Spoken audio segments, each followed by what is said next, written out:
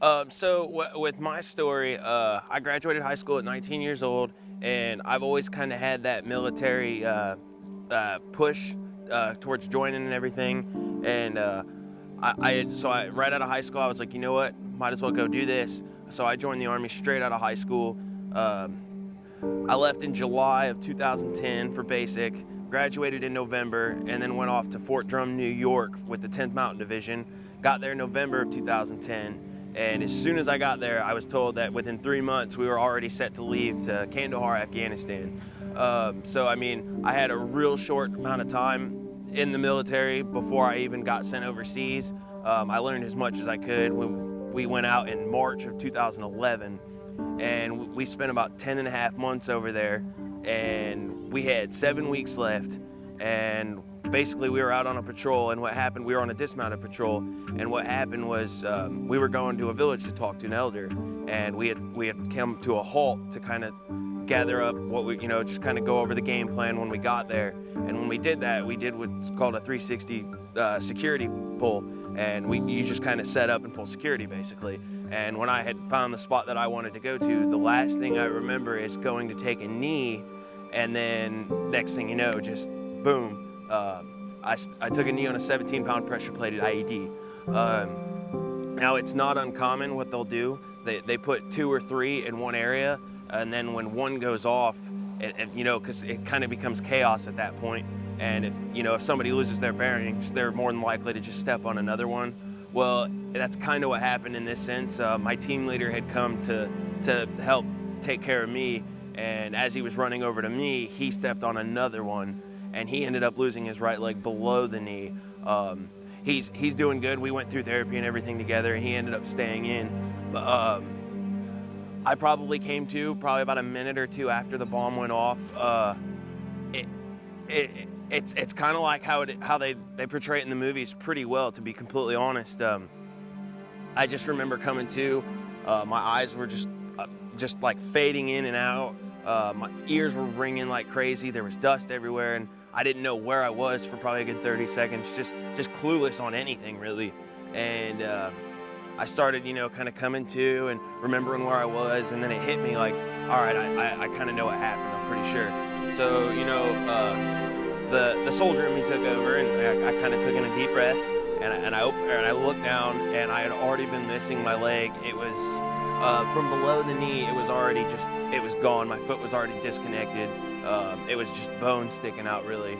And then my left leg, I did not know how bad it was at the time. It was just a mess at the time. And I had went to go for a tourniquet, but by that time my medic had got there, and the only thing I remember doing is just making sure that everyone else was okay. That was my first thought. I kept repeating myself. I was just like, is everyone else all right? Is everyone else all right? And he wouldn't tell me, and I just kept telling him like, no, is everyone else all right? And then finally he told me that my team leader had taken a hit as well. And I started pushing him away, saying, no, go get him, I'm fine, blah, blah, blah. And he wouldn't do it. And right from the get-go, again, like I said, I kind of took in a deep breath when I was laying there, and I was like, I did kind of a self-assessment of myself, and I was like, I'm not grasping for air, I'm not freaking out, I'm not in shock. So like instantly I told myself, there's no way I'm not coming home from this. So at that point, once I kind of had that established, my biggest concern was making sure that everybody else was okay. So I was laying on jokes, this and that, telling everybody I got to go home early on leave. I'm leaving them behind, I'm going on vacation, this and that. Because that was my biggest concern at that point. It really was. And then again, like I said, me and my team leader ended up going to Walter Reed, where we did therapy and stuff together.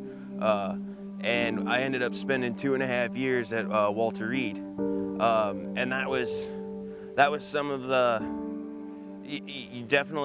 it challenged myself to a whole new level at that point. It's a weird concept to have to relearn how to do something as simple as walking, or even just like daily routines of showering and stuff like that, just adapting. But it made myself so much stronger as a person. It really did. It's kind of one of those things, you just adapt and overcome, and that's kind of what I had to do. The biggest issue that I had when I first got my leg and everything, I started driving in and just doing work when I could, and just getting to where I was back to 100%. Well, probably about a year into it, I was doing great, and I was just on track with everything. I had an issue come up with my stump that I was trying to keep from doing surgery from, and it ended up falling into surgery.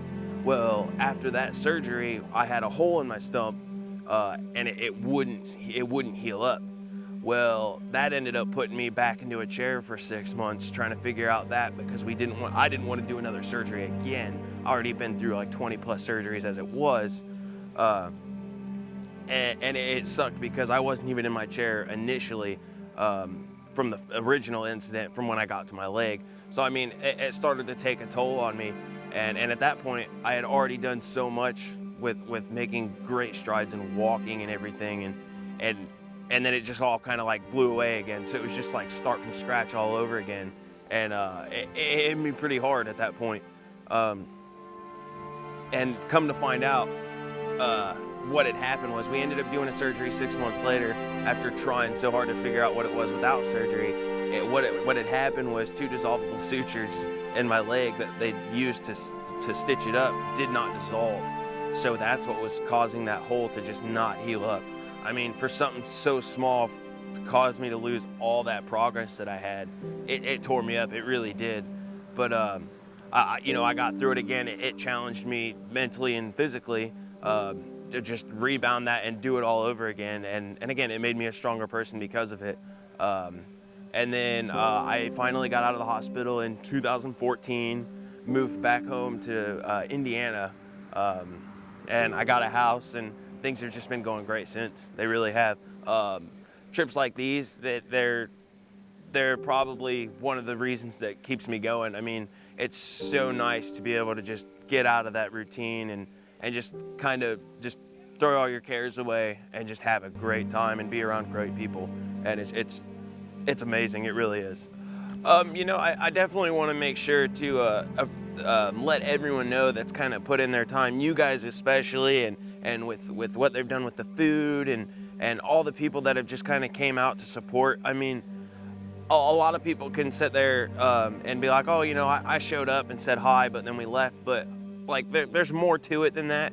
A lot of people can get lost in the, I didn't really do a whole lot, but it goes a long way. It really does. I mean, I know, speaking for myself, when I come out and there's just like 100 people or so just that took time out of their day just to come, at the very least, shake my hand. It has a huge energy that comes from, or I get a huge energy from that, and it lets me know that people are appreciative, and it's a great feeling to have that, for sure. And I mean, like I said, when you just see a bunch of people like that come together for something like this, I mean, words can't describe it. They just can't. Me personally, this event, these kind of things, they help me kind of just keep going. I typically do have a pretty good attitude. I've got that drive to keep moving on, not get sucked in. But it can happen to the best of us. You start getting into those daily routines of going to work, coming back, cleaning the house, this and that. It's real easy to kind of get into a rut and just kind of like fall off the wagon, I guess. And when you come out to these trips, it helps kind of put you back in that direction. Again, you're around a bunch of other guys that are going through the same thing. You can kind of forget all your troubles, all your worries, and it helps just get you back on track, and it's great.